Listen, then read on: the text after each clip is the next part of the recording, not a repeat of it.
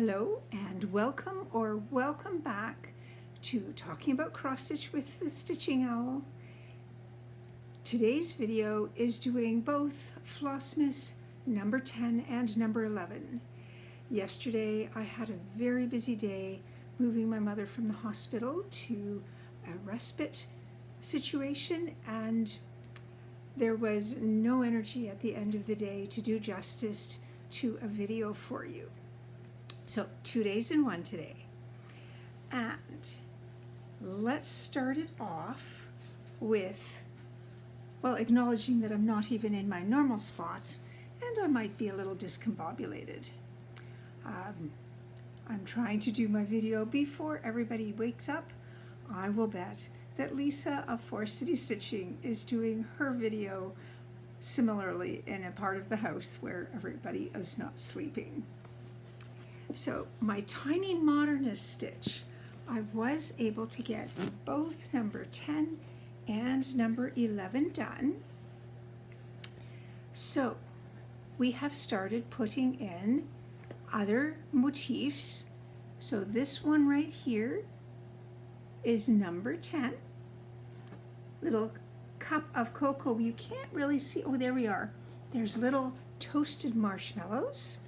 And then yesterday's, no, actually this would be today's, is the Christmas tree baubles.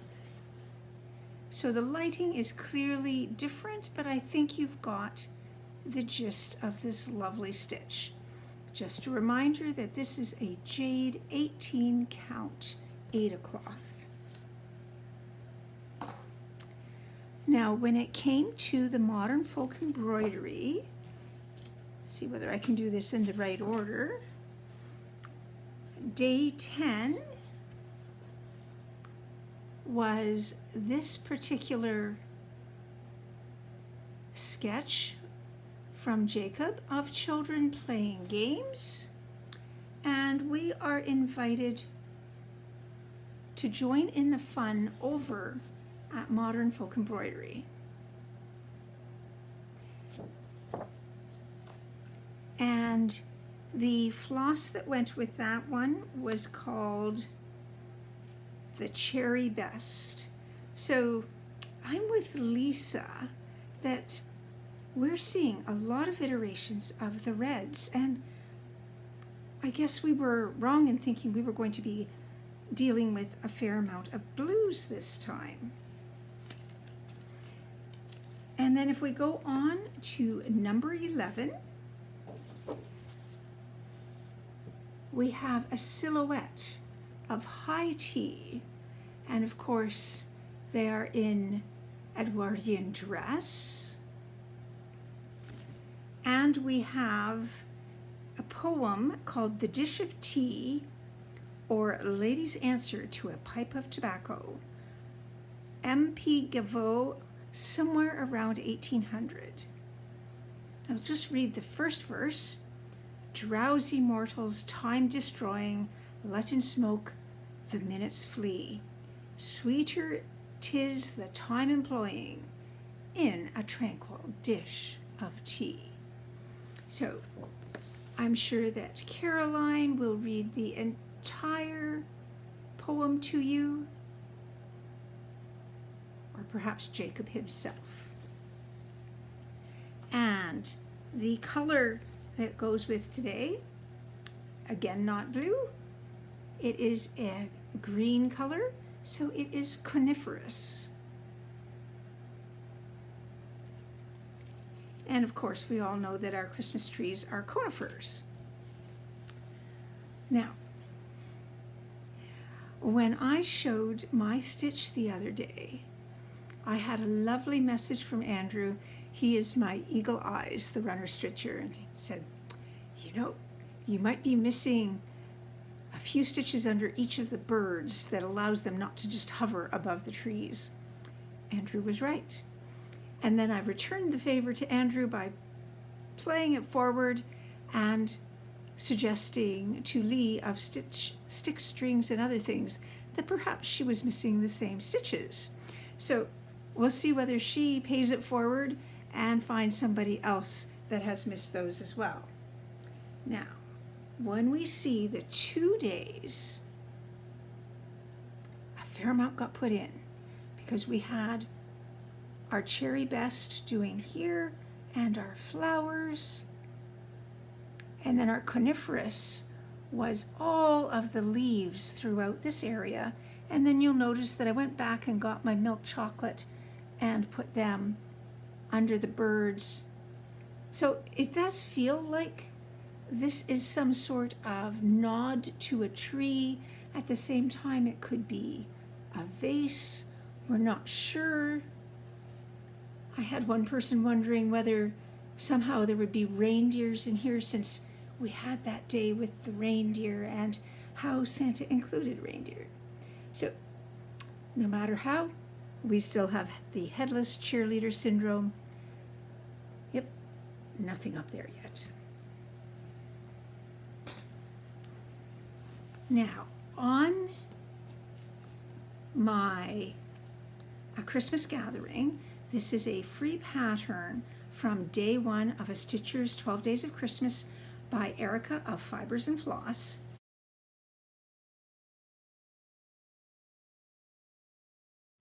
I was able to get this snowflake in and start over here. So we've got a bird there, the beginning of a bird. This will go down. So this is that edge. I still have a lovely big snowflake to put in there, and you'll notice I managed to get one more person in. Now there's a child here, so when I have just a little bit of thread left over, I will pop in and do that as well. So I'm going to remind you that this one is on a 20 count Verdal, and that I am just using a JP Coates dark red that I received free from a lovely lady at my stitch group.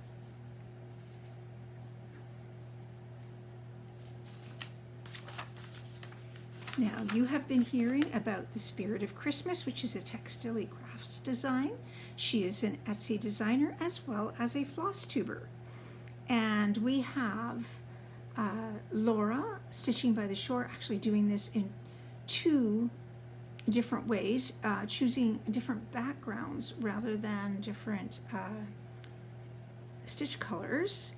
And I know that Amy of Renewing Stitches will at some point start this, and I think Mary of Mary's Stitching Corner has already started it.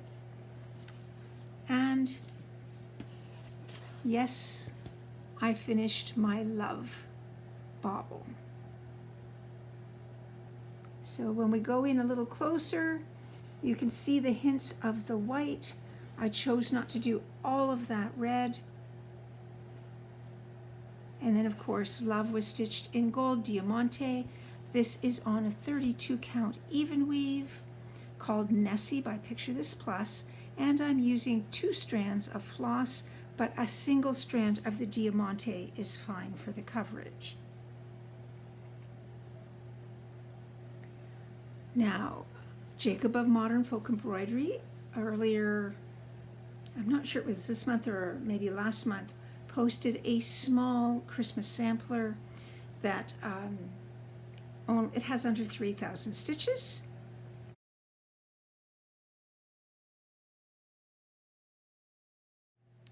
And I am trying out my 22 count Ada and using a variegated red 115 of DMC. Now I am at 65% now. The Penguin Stitcher has this finished already. And she was like, oh, it only took me about 3 evenings. And I'm like, oh, okay, I'm taking longer.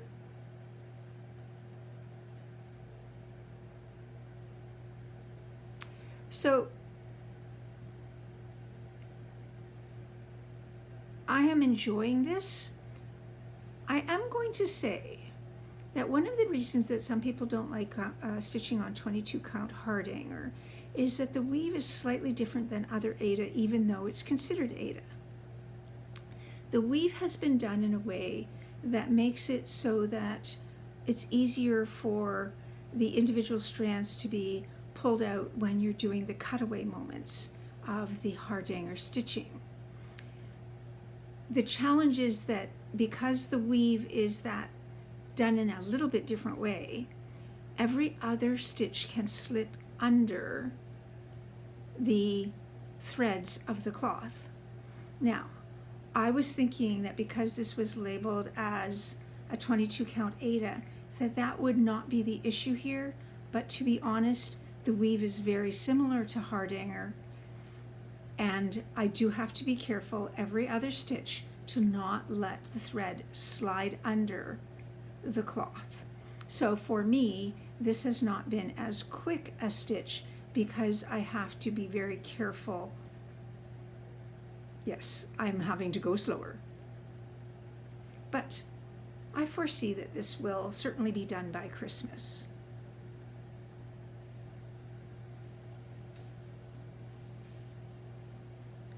And I have one fully finished that I did late on Tuesday, and this is actually a stitch by my daughter, who was doing Little Black Cat of the Tiny Modernist. And this is how I did it. Now, recording this before 6 o'clock in the morning when the world is dark is certainly making it so that you can't see quite the lovely texture in the background here. Let me do that. That is what is behind this Little Black Cat. And this I just made some loose cording out of 3 colors of floss that matched what was in the stitch. So this one is ready to be gifted to someone. I do need to get going on my finishes. Today, for my moment of thanks, I'm going to say that I'm very thankful for my sister.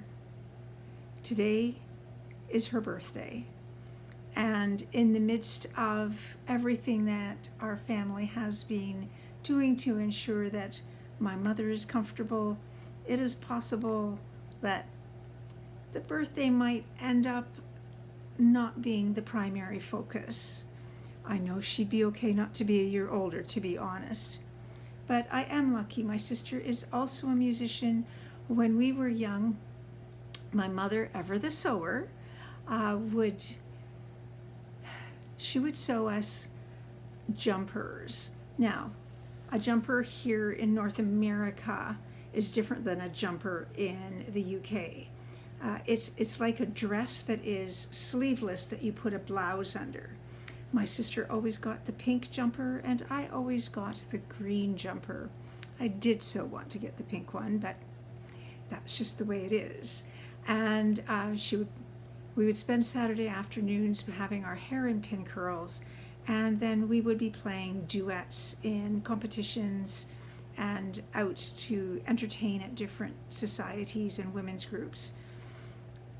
It was very lovely to have a duet partner, as she is, and even as adults, we do sit down and play duets at times as well. I do feel blessed. She was my roommate until the day that she got married. So I know her very well, and I'm lucky that she is part of my life every day. Moment in music, I'm trying to remember.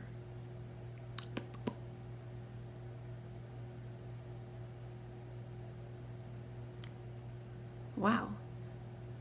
In the chaos of everything happening with my mother yesterday, I can't even remember what the piece was that I recorded the other day. So I will put the title up here. I will check back before I finish the editing here and say congratulations to those of you who were able to identify it. Oh my. That's I can't name my own tune. How ironic is that?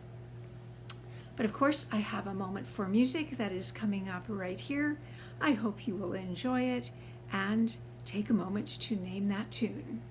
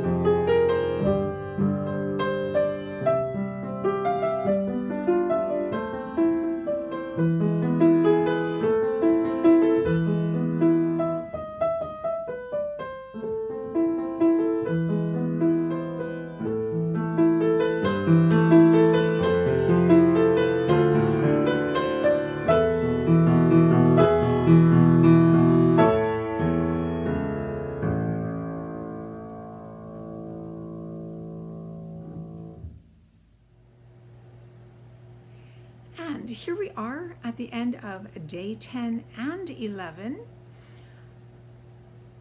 It's going to be another extremely busy day as many conferences go forward to ensure the safety and comfort of my mother. I am planning to come to see you tomorrow. I just don't know how much stitching I will have done. But I do look forward to us being together again, and I hope that everybody is enjoying their time in building up to Christmas.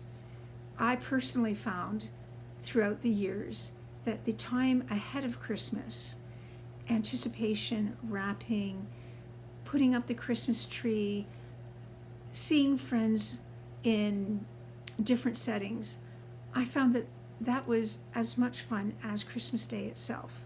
And I hope that that can be true for you too. I do know that there are some out there who find this period of time lonely.